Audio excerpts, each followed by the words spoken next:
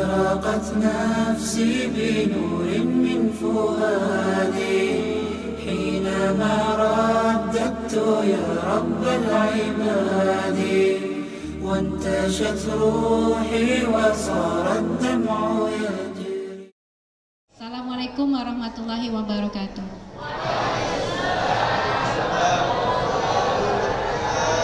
Alhamdulillahirabbil alamin wassalatu wassalamu ala asrafil anbiya wal mursalin sayyidina Muhammadin wa ala alihi wa ashabihi ajmain aman ba'd.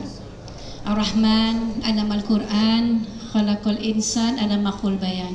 Subhanaka la ilma lana illa ma 'allamtana innaka antal alimul hakim. Rabbi zidni ilma.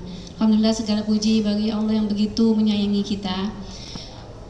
Allah kumpulkan kita siang hari ini untuk sama-sama saling menguatkan ukhuwah, satu ikatan yang luar biasa kuat, bahkan lebih kuat daripada ikatan nasabiyah.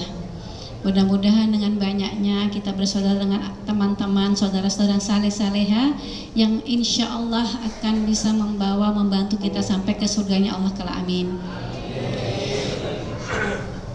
Senang sekali saya ada di hadapan para guru-guru, ini guru-guru semua ya Bunda ya, dan karyawan-karyawati, guru-guru dan para ayah bunda yang hebat yang selalu ingin memberikan kepada anak-anak didik dan kepada manusia pada umumnya akhlak yang terbaik. Karena Rasulullah SAW dihadirkan ke tengah-tengah kita bukan hanya untuk mengajarkan kita sholat saja, bukan hanya mengajarkan kita bersyahadat, puasa, zakat, dan haji, tetapi Rasulullah SAW dihadirkan ke tengah-tengah manusia untuk mampu kita teladani, untuk memperbaiki akhlak kita, agar kita punya kemampuan bukan hanya memiliki hubungan yang mesra dengan Allah, tetapi agar kita mampu memiliki hubungan yang mesra dengan Allah, dengan manusia. Jadi hablum minallah, hablum minan nas. Laqad kana lakum fi Rasulillahi uswatun hasanah. Jam ini ya, mudah-mudahan kita saling menyemangati, saling mengingatkan dan semangat untuk mengamalkan bagaimana kita meneladani Rasulullah SAW dalam seluruh aspek kehidupan kita.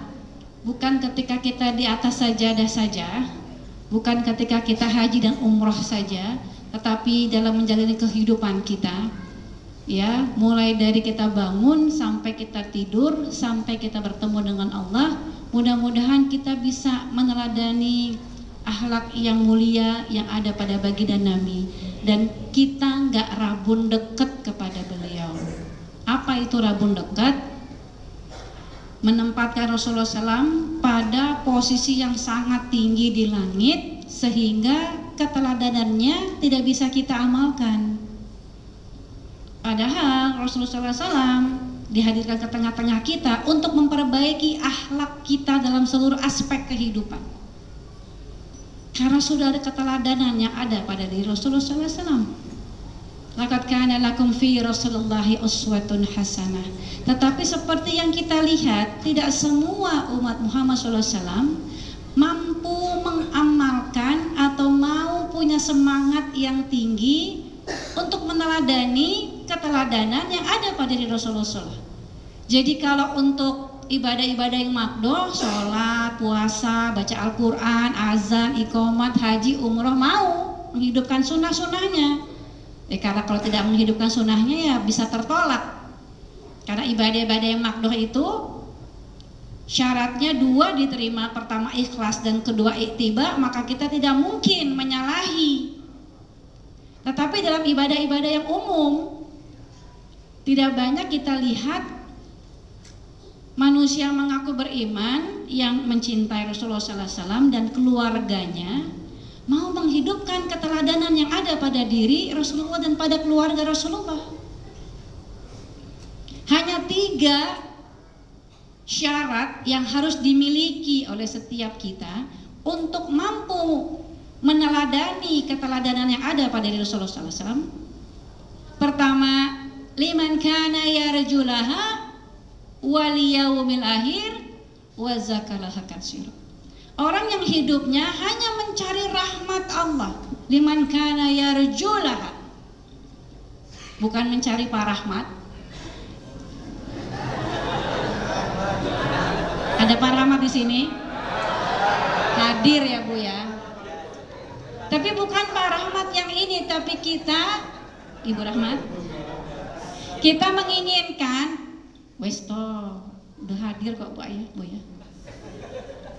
Kalau kita dalam kehidupan, seluruh aktivitas kehidupan kita, kita luruskan niat kita semata-mata untuk Allah redho, Allah menghapus salah dan dosa, kita mencari keberkahan, maka orientasinya ilahiyah. Mau dikasih ujian apapun, punya jawaban-jawaban. Dikasih ujian-ujian kesusahan, kesempitan, ketakutan. Contohnya sekarang, mudah-mudahan kita termasuk umat yang tenang, yang hanya meminta pertolongan kepada Allah, hanya bergantung kepada Allah, dan yakin tidak akan sesuatu terjadi pada diri kita tanpa izin Allah. Karena hidup kita hanya mencari rahmat Allah. Mau dikasih ujian apapun, ketakutan, kekurangan, sekarang virus, nggak panik, tetapi bersiap siaga, menyempurnakan ikhtiar, dan lebih banyak amal salehnya, karena amal salehlah yang menolak bala, menolak penyakit, menyembuhkan penyakit, sedekah, infak. Yang bisa kita lakukan untuk meraih rahmat Allah, menjadi orang tua, menjadi ayah, menjadi ibu, itu bukan ngedidik anaknya supaya menjaga kita nanti ketika kita tua, bukan.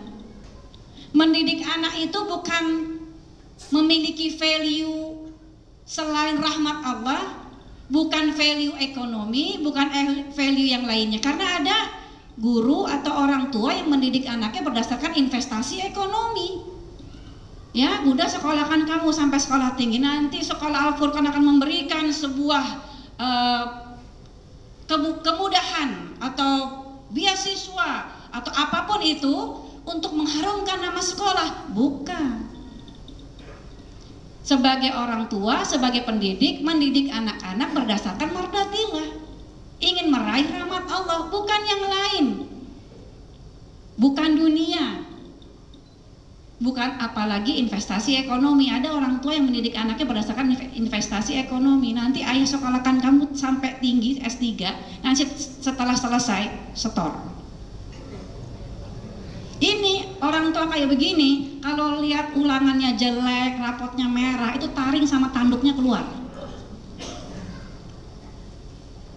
Kepengen anak cepat pintar, lebih senang punya banyak gelar daripada menguasai gelar.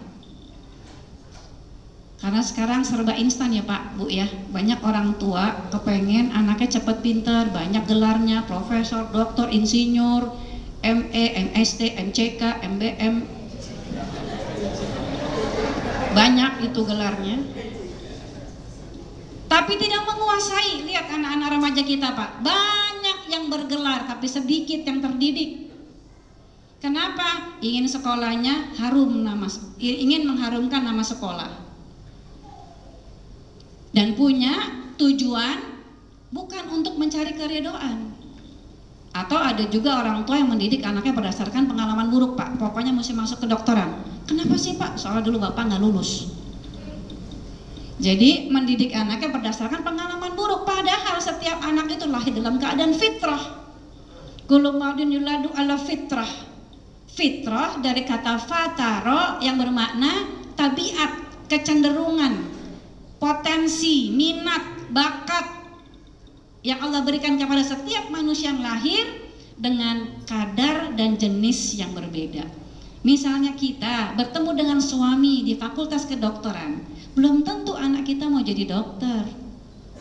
Saya dulu artis loh Pak. Kenal ya Bu ya?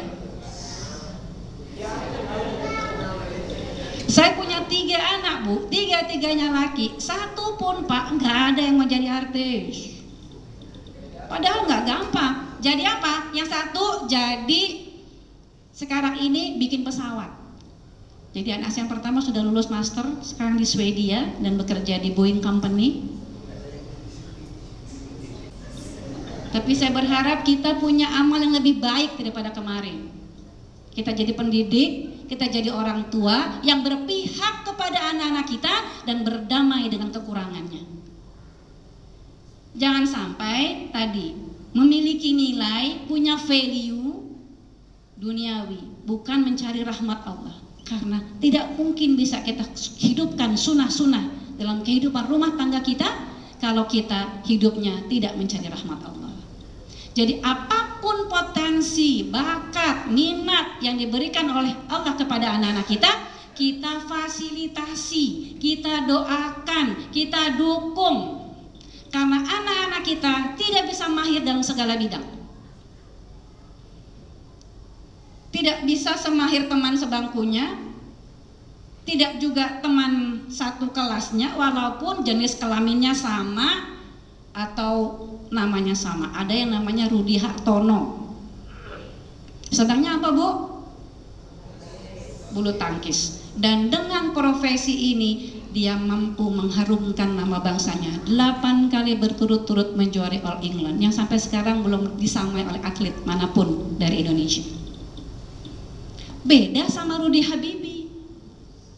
Jenis kelaminnya sama, namanya sama, tapi yang satu senang olahraga, jadi alkoharnya lebih dominan daripada al-alimnya. Kalau Rudi Habibie al-alimnya lebih dominan daripada alkoharnya. Jadi pinteran mana, Bu? Sama, podo. Sama. Itulah anak-anak kita, mereka sangat istimewa. Apalagi guru itu Masya Allah, pahalanya itu mengalir. Setiap alif yang diajarkan, setiap ba yang diajarkan, setiap ta yang diajarkan, dia mengucapkan, dia mengaji, dia mencetuskan, sebanyak itu pula lah pahala yang terus mengalir kepada para guru-guru. Walaupun Bapak udah nggak di sini, udah di Barzah di Kabupaten Kota Bumi, Kecamatan Liang Lahat. Ibu sudah tidak di sini, tidak mengajar, tapi pahalanya mengalir terus. Liman kana yarjulah wal yaumil akhir. Hidup kita berorientasi kepada hari akhir. Bukan pada sekarang, nanti di sini. Jadi menjadi hamba yang visioner. Kenapa kita nggak mau menyakiti tetangga kita walaupun tetangga kita menyakiti kita? Karena tetangga kita, saudara lebih dekat dengan kita daripada saudara kita kandung di kampung. Ada contohnya perempuan yang sholat setiap hari, bahkan sholat tahajud, tetapi ketika lisannya suka menyakiti hati tetangganya, dia tidak peduli dengan saudaranya, maka tempatnya di neraka. Begitu sabda Nabi. Maka apapun yang kita lakukan, kita luruskan niat kita karena Allah, dan kita memikirkan amal-amal ini bisa kita pertanggungjawabkan dan bisa menjadi pemberat timbangan amal kebaikan kita. Jadi visioner. Kenapa kita mampu membalas kejahatan dengan kebaikan? Karena kita berorientasi kepada hari akhir. Kenapa mulut kita tidak mau menggibah? Padahal itu sesuatu yang benar. Dia itu kan baru cerai. Benar baru cerai, tetapi dia tengah menggunjing saudaranya dan dia telah mengunyah bangkai saudaranya. Dosa besar. Tapi berapa banyak orang yang mengaku cinta kepada Rasulullah SAW tapi tidak bisa menjaga lisannya dari gibah kepada saudaranya. Bahkan kata Nabi, dosanya, bahkan kata ulama, dosanya seperti dia berzinah dengan orang tuanya sendiri. Wa zakarallaha katsira, orang yang mengingat Allah dengan ingatan yang banyak. Jadi zikiran kita itu, Bu, yang 1000, 2000 itu lisan kita yang sedikit. Apa ciri-ciri orang yang selalu mengingat Allah dengan ingatan yang banyak? Ketika dia duduk, ketika dia berdiri, ketika dia berbaring. Orang yang mengingat Allah itu ketika bangun tidur, yang diingat langsung Allah. Alhamdulillahillazi ahyana ba'da ma amatana wa ilaihi nusyur ya Rabb. Alhamdulillah Engkau berikan kesempatan masih kepada kita untuk bisa mengajar, bisa mengaji, bisa beramal saleh, bisa bertaubat. Maka orang-orang yang menghidupkan keteladanan yang ada pada Rasulullah SAW, setiap malam dia itu setiap malam every single night, setiap malam dia bertaubat, dia bersuci, dia mendapat pahala khatam Quran, dia mendapat syafaat para nabi, dia mendapat pahala haji dan umroh setiap malam. Maka ketika bangun dia bersyukur. Sebelum dia bersuci, sebelum menegakkan qiyamul lail, sebelum melanjutkan sunnah-sunnah yang lain. Karena sepertiga malam ini waktu yang sangat istimewa bagi kita. Kita di Jember, di Indonesia ini nggak ada tempat-tempat yang ijabah, nggak ada sofa, nggak ada marwah, nggak ada multazam. Tapi kita punya waktu-waktu yang ijabah. Salah satunya sepertiga malam. Maka tidak mungkin kita meninggalkan kesempatan emas ini. Karena kita ini manusia yang selalu diuji, kita peserta ujian.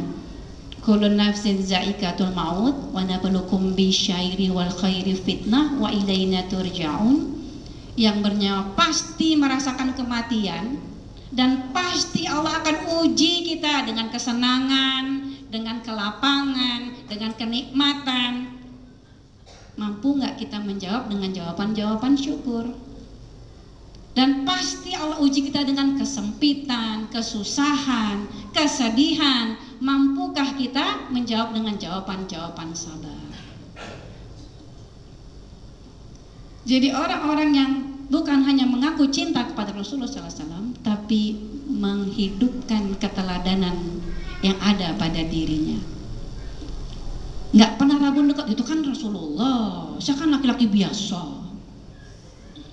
Kita ini kan perempuan biasa, istri Pak Rahmat, bukan istri Rasulullah. Memang kita ini perempuan biasa, tetapi kita sangat cinta kepada istri-istri Rasulullah SAW. Kita memang bukan Rasulullah, tapi kita sangat cinta kepada beliau, sehingga keteladanannya kita hidupkan dalam kehidupan kita. Orang yang memiliki hubungan yang sangat mesra dengan Allah, berpihak kepada Allah, dan memiliki rasa cinta kepada hamba-hamba Allah di muka bumi, bukan dari jabatannya, bukan dari hartanya, tetapi beliau sangat menginginkan kebaikan bagi kita. Itu yang harus ada pada diri kita, semangat itu yang harus hidup dalam diri kita, sehingga kita menjadi pribadi-pribadi muttaqin, orang-orang yang bertakwa, yang Allah perintahkan untuk bersegera, wasari'u ila magfiratim min rabbikum wal jannati arduhus samawati uiddat lil muttaqin. Bersegeralah menuju ampunan, bersegeralah menuju surga yang luasnya lebih luas dari langit dan bumi, yang disediakan khusus bagi orang-orang yang bertakwa. Sayangnya kita nggak bisa klaim bahwa diri kita ini adalah orang-orang yang bertakwa sebelum ada buktinya. Karena takwa ini kata yang membutuhkan bukti nyata. Mana orang yang benar-benar bertakwa? Karena ada orang yang pura-pura bertakwa. Orang-orang yang sungguh-sungguh bertakwa, ciri-cirinya di dalam surat Ali Imran, allazina yunfiquna fis sarai wad darai wal kaziminal ghaiza wal afinan anin nas wallahu yuhibbul muhsinin. Masya Allah, sini nih bunda-bundanya ayahnya sudah hafal Quran ya, hafiz dan hafizah di sini. Jadi tinggal mencontreng amal mana yang belum. Apakah kita termasuk orang-orang yang gemar berinfak, bukan hanya di waktu lapang, tapi juga di waktu sempit? Apakah kita orang-orang yang gemar menahan emosi, menahan marah kita? Ya ibu-ibu kalau marah gimana bu? Melotot atau senyum? Apalagi guru, kalau guru itu kalau marah melotot muridnya kabur, batang otaknya ketutup, sistem limbiknya nggak bekerja. Ya, jadi saya tuh kalau marah diajarin sama para guru senyum aja, walaupun nggak ikhlas, senyum aja. Ya, terus kalau kita nggak bisa ngomong yang baik dalam keadaan marah, maka lebih baik diam. Kalau kita diam, pasangan kita, anak-anak kita, ya, orang yang peka terhadap kita itu merasa kok diem ya, kok diem aja, ada apa? Saat itu kita bisa katakan kepada mereka, saya lagi marah. Kalau orang tahu kita marah, pasti orang pengen tahu, loh salah saya apa gitu ya. Jadi orang yang menahan emosinya, orang yang menata keinginan-keinginannya, dan orang yang gemar memaafkan. Jadi ada ketika Rasulullah SAW bersama para sahabat-sahabat utama, ada Abu Bakar As-Siddiq di sana, ada Umar bin Khattab, ada Mu'az bin Jabal, ada Talha, ada seluruh 10 sahabat-sahabat terdekat Rasulullah SAW. Tapi Rasulullah bersabda, nanti sebentar lagi masuk ke masjid laki-laki calon penghuni surga. Dan semua orang melihat siapa yang belum ada di antara para sahabat. Maka datang seorang pemuda Ansor yang tidak menjadi salah satu sahabat terdekat, tapi kata Nabi dia calon penghuni surga. Sampai-sampai para sahabat penasaran dan salah satu sahabat menginap di rumahnya 3 malam dan melihat amalannya itu sama seperti apa yang sahabat lakukan. Maka bertanyalah sahabat, wahai fulan, amalan apa yang kau miliki sampai-sampai Rasulullah mengatakan bahwa engkau adalah ahli surga? Apa kata si fulan? Saya ini setiap malam selalu memaafkan orang-orang yang menyakiti saya, orang-orang yang menzolimi saya selalu memaafkan mereka. Jadi dia belajar sifat-sifat Allah, diamalkan dalam kehidupannya. Afun. Dan dia gemar berbuat kebaikan. Wallahu yuhibbul muhsin. Allah senang kepada orang-orang yang gemar melakukan perbaikan, melakukan kebaikan. Kenapa? Karena orientasinya ilahiyah. Kedua, hidupnya mencari rahmat Allah. Dan ketiga, dia mengingat Allah dengan ingatan yang banyak. Kalau kita tidak mengingat Allah, kalau kita melupakan Allah, apa yang terjadi? Apa yang terjadi, Bu? Kalau kita melupakan Allah lupakan kita. Enggak, Allah nggak bakalan lupain kita. Walaupun kita bermaksiat, Allah nggak telat kasih mataharinya, Allah nggak stop sinar mataharinya. Nanti buka Al-Hasyr. Ya, kalau kita melupakan Allah, kita melupakan diri kita sendiri. Kita datang dari mana? Kita sekarang ada di mana? Dan kita akan kemana? Bahwa bumi ini bukan tempat tinggal kita. Bumi ini tempat kita meninggal. Tempat tinggal kita di mana? Di mana? Di surga. Bukan di akhirat. Akhirat 2 tempatnya. Kita fokus pada kampung halaman kita, surga, karena dulu nenek moyang kita diciptakan di sana. Kita ini keturunan penduduk surga, bukan keturunan monyet ya. Ada yang ngaku-ngaku, tapi kita tidak. Maka kita fokus kembali ke kampung halaman kita. Jangan sampai kita melupakan Allah. Kalau kita melupakan Allah, kita melupakan diri kita sendiri. Lihat koruptor, dia pikir hartanya bisa dibawa mati. Lihat para penimbun masker dan sembako, dia pikir penimbunannya bisa menghalangi dia dari takdir Allah. Jadi kita di dunia ini cuma sebentar ya Bu ya? Berapa lama Bu? Berapa?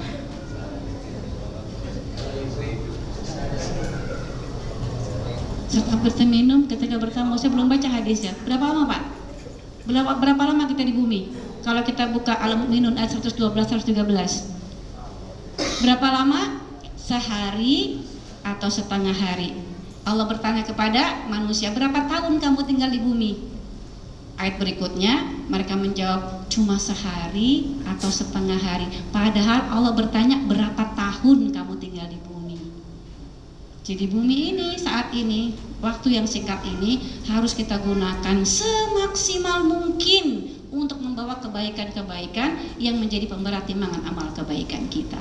Jadi saya berbahagia sekali diajak oleh Majelis Duha Nasional untuk menjadi bagian dari sebuah gerakan untuk memberikan kebaikan kepada saudara-saudara kita di Palestina, saudara-saudara Uighur kita yang sekarang ada di pengungsian, mereka ada di Turki, dan akan diadakan juga pembangunan pesantren, dan bahkan kita ingin ikut pembangunan rumah sakit di Gaza dan untuk memberikan pemberdayaan kepada para umahat di sana. Jadi apakah ada yang sudah ditayang? Amin. Tadi Bapak Ibu melihat di Gaza sekarang Bapak Ibu setiap minggunya diadakan long march, mereka menuntut supaya jalur Gaza dibuka. Ya, semua manusia mengatakan tidak boleh ada penjajahan di muka bumi, tetapi nyatanya saudara kita masih terjajah. Jadi kalau bukan kita, siapa lagi? Kita berikan yang terbaik. Kalau saya sendiri datang ke Palestina untuk memberikan bantuan, pasti sangat minim. Kalau ayah bunda datang sendiri ke Palestina juga mungkin memiliki banyak kendala. Saya tuh ke Palestina sekali sampai di Yordan nggak dapat visanya, ya padahal saya sudah di depan perbatasan.